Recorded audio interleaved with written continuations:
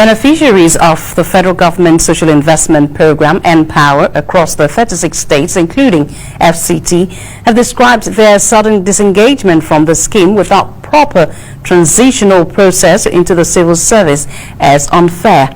National President of the Npower Beneficiaries Forum, Kabiru Pelemi, who disclosed this in Ilorin, the Kwara state capital, noted that the development has impacted negatively on the nation's economy as most of the disengaged volunteers are in their productive age.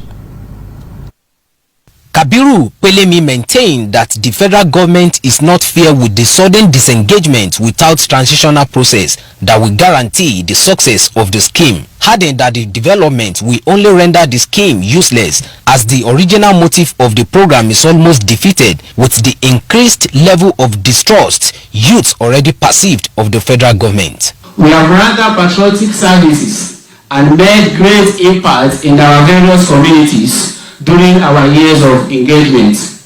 But now, the federal government has disengaged us with a meaningful exit plan or package in this pandemic period since the month of June and July. Sending us back to the streets where we are picked from will defeat the very purpose of addressing the problem of unemployment in Nigeria. Closing the door of employment opportunities against qualified graduates and able youth is one sure way of luring them into social vices, criminality, idleness, low self-esteem, cybercrime, kidnapping, etc.